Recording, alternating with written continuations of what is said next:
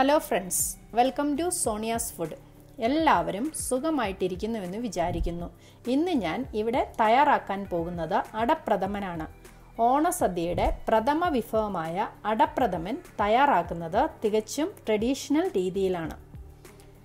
നിങ്ങളിൽ പലരും ഇതുപോലെ ചെയ്തു നോക്കിയിട്ടുണ്ടാവില്ല. ഇങ്ങനെ ചെയ്തു നോക്കിയാൽ അടപ്രഥമന് നല്ല ടേസ്റ്റ് ആയിരിക്കും. തീർച്ചയായിട്ടും നിങ്ങളെല്ലാവരും ഇതുപോലെ ചെയ്തു നോക്കണം.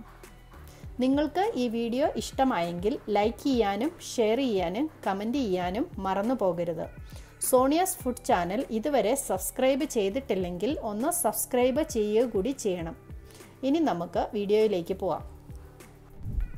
അടപ്രഥമൻ തയ്യാറാക്കുന്നതിന് വേണ്ടി അരിയടയാണ് ഇവിടെ എടുത്തിരിക്കുന്നത്. ഇത് 200 ഗ്രാം അരിയടയുണ്ട്.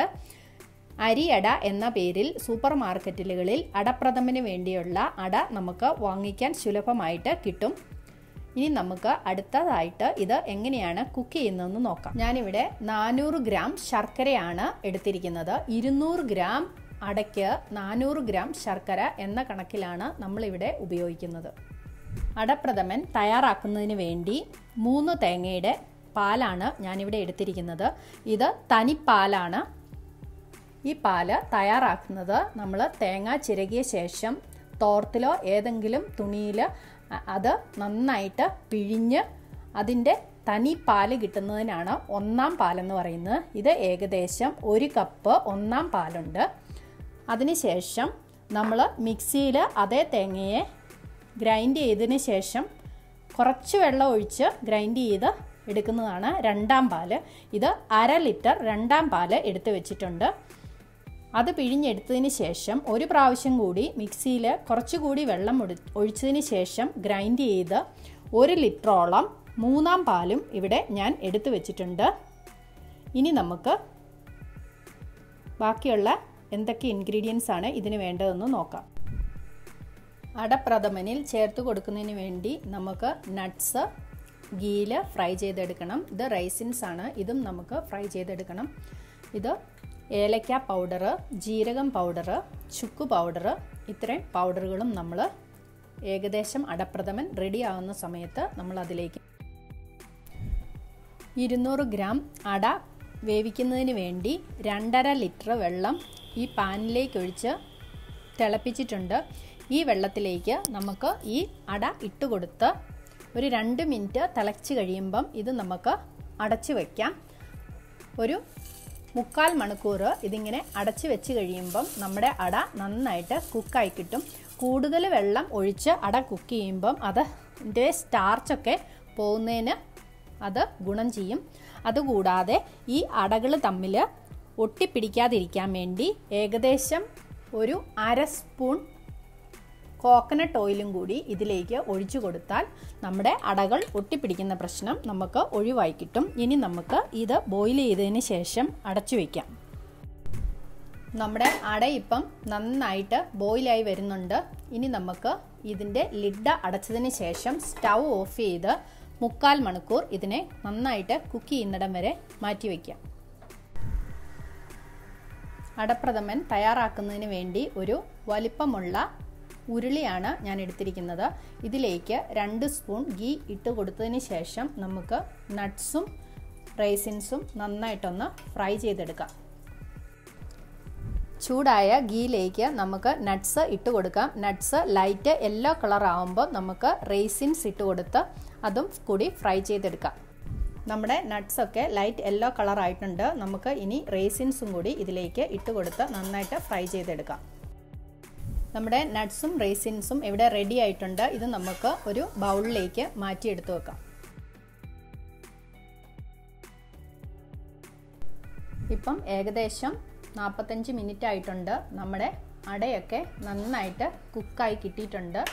ഇത് നമുക്ക് ഇതിലേക്ക് ഈ വെള്ളം ഒഴിച്ചു കളഞ്ഞതിന് ശേഷം നന്നായിട്ട് തണുത്ത വെള്ളം ഒഴിച്ച് ഇത് കഴുകി 2-3 പ്രാവശ്യം കഴുകി ഇതിൻ്റെ സ്റ്റാർച്ചൊക്കെ കളഞ്ഞ് നമുക്ക് ഇതിനെ വെള്ളം കളഞ്ഞ് ഒരു പാത്രത്തിലേക്ക് എടുത്ത് മാറ്റി വയ്ക്കാം.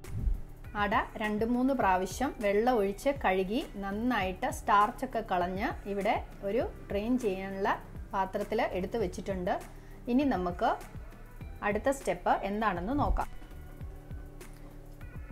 നട്ട്സൊക്കെ ഫ്രൈ ചെയ്തെടുത്ത ഉരുളിയിലേക്ക് 400 ഗ്രാം ശർക്കര നന്നായിട്ട് ഉരുക്കി അരിച്ചെടുത്തിട്ടുണ്ട്. അത് ഇതിലേക്ക് ഒഴിച്ചു കൊടുത്ത് ഇത് നന്നായിട്ട് കുറച്ചുകൂടി ഒന്ന് കുറുകുന്നിടം വരെ ഇളക്കി കൊടുത്ത് ഇതിനെ ഒന്ന് കുറച്ച് പറ്റിച്ചതിന് ശേഷം വേണം നമുക്ക് അട ഇതിലേക്ക് ഇട്ട് കൊടുക്കാൻ. ഇനി നമുക്ക് ഹൈ ഫ്ലെയിമിൽ വെച്ച് ഇത് നന്നായിട്ട് തിളച്ച് വരുന്നത് അനുസരിച്ച് ഇളക്കി കൊടുത്ത് ഇത് കുറച്ചുകൂടി തിക്കായിട്ട് ഉള്ള ശർക്കര പാനിയാക്കി എടുക്കാം. നമ്മുടെ ശർക്കര പാനി നന്നായിട്ട് തിളച്ച് നന്നായിട്ട് കുറുകി വരുന്നുണ്ട്. കുറച്ച് സമയം കൂടി ഇതിലെ വെള്ളം കുറച്ചുകൂടി വറ്റുന്നിടം വരെ നമ്മുടെ ശർക്കര പാനിയെ നമുക്ക് കുറുക്കിയെടുക്കാം. നമ്മുടെ ശർക്കര പാനി നല്ലതുപോലെ പതഞ്ഞ് തിളച്ച് കുറുകി വരുന്നുണ്ട്. ഈ ഒരു പരുവമാവുമ്പം കറക്റ്റ് വേണം നമ്മൾ വേവിച്ച് വെച്ചിരിക്കുന്ന അട ഇതിലേക്ക് ഇട്ട് കൊടുത്ത് ഇളക്കിയെടുക്കാൻ. ഇനി നമുക്ക് അട ഇതിലേക്ക് ഇട്ട് കൊടുക്കാം. അട ഇട്ട് കൊടുത്തതിന് ശേഷം ശർക്കര പാനി കുറച്ചുകൂടെ കുറുകി വരുന്നത് വരെ നമുക്ക് ഇത് ഇളക്കി കൊടുക്കാം. ഈ ശർക്കര പാനി ഈ അടയിലേക്ക് വലിഞ്ഞ് ഈ ശർക്കര പാനി കുറച്ചുകൂടെ കുറുകി വരണം. ഈ അടയ്ക്ക് നല്ലൊരു ടേസ്റ്റ് കിട്ടുന്നതിന് ഈ ശർക്കര പാനി ഇതിലേക്ക് വലിഞ്ഞ് കഴിയുമ്പോൾ നമ്മുടെ അടപ്രഥമന് നല്ലൊരു ടേസ്റ്റ് കിട്ടും. ഇത് കുറച്ചുകൂടെ ഈ പാനിൽ നിന്ന് വിട്ടു വരുന്നിടം വരെ നമുക്ക് ഇത് ഇങ്ങനെ നമ്മുടെ അടപ്രഥമൻ ഇവിടെ റെഡിയായി വരുന്നുണ്ട്. ശർക്കരയിൽ കിടന്ന അട നന്നായിട്ട് കുറുകി വരുന്നുണ്ട്. ഈ ശർക്കര ഈ അടയിലേക്ക് നന്നായിട്ട് ചേർന്നിട്ട് അടയ്ക്ക് ശർക്കരയുടെ കളറായി വരുന്നുണ്ട്. കുറച്ചുകൂടി ശർക്കര കുറുകി വരുന്നിടം വരെ നമുക്ക് ഈ അടയും ശർക്കരയും കൂടി ഇട്ട് കുറച്ചുകൂടി സമയം ഇതിനെ ഇളക്കി കൊടുക്കാം. നമ്മുടെ ശർക്കര പാനിയും അടയും കൂടി നന്നായിട്ട് മിക്സായിട്ട് കുറുകി വരുന്നുണ്ട്. ഇതിലേക്ക് നമുക്ക് ഇപ്പോൾ 2 സ്പൂൺ ഗീ ഒഴിച്ച് നന്നായിട്ട് ഇത് ഒന്നും കൂടി കുറുകി വരുന്നിടം വരെ ഇതിനെ ഇളക്കി കൊടുക്കാം. നമ്മുടെ അട ശർക്കര പാനിയിൽ കിടന്ന് നന്നായിട്ട് കുറുകി വന്നിട്ടുണ്ട്. ഇപ്പം നെയ്യും കൂടി ഒഴിച്ചു കൊടുത്തപ്പം നല്ലൊരു ടേസ്റ്റിലേക്കും ഫ്ലേവറിലേക്കും നമ്മുടെ അട മാറിയിട്ടുണ്ട്. ഇനി നമുക്ക് എടുത്തു വെച്ചിരിക്കുന്ന 3-ാം പാല് 1/2 കപ്പ് ഇതിലേക്ക് ഒഴിച്ചു കൊടുക്കാം. അതിനുശേഷം ഇത് നന്നായിട്ട് ഇളക്കാം. ഈ 3-ാം പാല് നന്നായിട്ട് വറ്റിയതിന് ശേഷം അടുത്ത പാൽ ഒഴിച്ചാൽ മതിയാവും. ഈ പാല് വറ്റുന്നിടം വരെ നമുക്ക് ഇത് ഇങ്ങനെ ഇളക്കി കൊടുക്കാം. നമ്മുടെ പായസം കുറച്ചുകൂടി കുറുകി വരുന്നുണ്ട്. 3-ാം പാലിൻ്റെ 1/2 ലിറ്ററും കൂടി നമുക്ക് ഇതിലേക്ക് ഒഴിച്ചു കൊടുത്ത് വറ്റുന്നിടം വരെ ഇത് ഇളക്കി കൊടുക്കാം.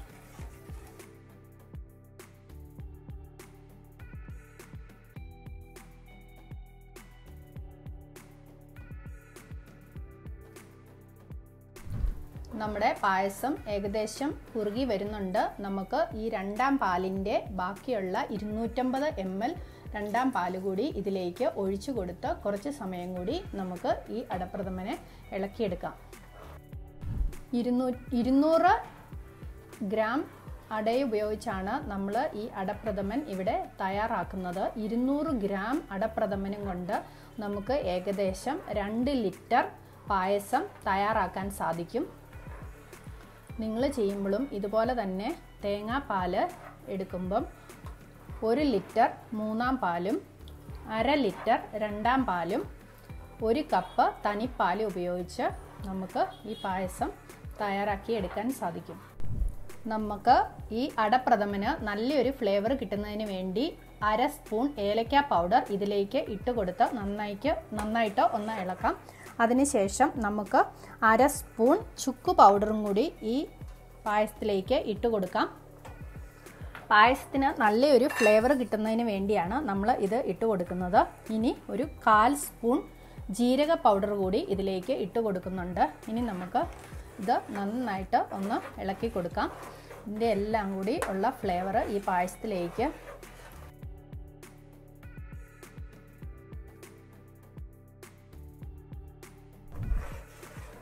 നമ്മുടെ പായസം നന്നായിട്ട് കുറുകി വരുന്നുണ്ട്. ഇനി നമുക്ക് തനിപ്പാൽ അല്ലെങ്കിൽ ഒന്നാം പാല് പായസത്തിലേക്ക് ഒഴിച്ചു കൊടുക്കാം. പ്രത്യേകം ശ്രദ്ധിക്കേണ്ട ഒരു കാര്യം, ഒന്നാം പാല് ഒഴിച്ചതിന് ശേഷം പായസം തിളയ്ക്കേണ്ട ആവശ്യമില്ല. ഇനി ഞാൻ ഗ്യാസ് ഓഫ് ചെയ്ത് ഇത് നന്നായിട്ട് ഒന്ന് ഇളക്കി കൊടുക്കുകയാണ്. നമ്മുടെ ടേസ്റ്റി ആയിട്ടുള്ള അടപ്രഥമൻ ഇവിടെ റെഡി ആയിട്ടുണ്ട്. നമ്മുടെ തയ്യാറായിരിക്കുന്ന അടപ്രഥമനിലേക്ക് ഫ്രൈ ചെയ്ത് വെച്ചിരിക്കുന്ന നട്ട്സും ഗ്രേപ്സും നമുക്ക് ഇട്ട് കൊടുക്കാം. നമ്മുടെ അടപ്രഥമൻ നല്ല ടേസ്റ്റി ആയിട്ട് നമുക്ക് ഇവിടെ കിട്ടിയിട്ടുണ്ട്. കാണാൻ തന്നെ നല്ല ഭംഗിയുണ്ട്. കുറച്ച് സമയമെടുത്തെങ്കിലും നല്ല ടേസ്റ്റി ആയിട്ടാണ് നമ്മുടെ അടപ്രഥമൻ തയ്യാറായിട്ട് വന്നിരിക്കുന്നത്. അടപ്രഥമൻ സദ്യയുടെ പ്രഥമ ഐറ്റം ആയതുകൊണ്ടാണ് ഇതിനെ അടപ്രഥമൻ എന്ന് വിളിക്കുന്നത്. നിങ്ങൾ തീർച്ചയായും ഇതുപോലെ ഒന്ന് ചെയ്തു നോക്കിയാൽ നിങ്ങൾക്ക് എന്തായാലും ഇത് ഇഷ്ടപ്പെടും. എൻ്റെ ഈ വീഡിയോ ഇഷ്ടമായെങ്കിൽ ലൈക്ക് ചെയ്യാനും ഷെയർ ചെയ്യാനും കമൻറ്റ് ചെയ്യാനും മറന്നു പോകരുത്. സോണിയാസ് ഫുഡ് ചാനൽ ഇതുവരെ സബ്സ്ക്രൈബ് ചെയ്തിട്ടില്ലെങ്കിൽ ഒന്ന് സബ്സ്ക്രൈബ് ചെയ്യുക കൂടി ചെയ്യണം. Thanks for watching Sonia's food.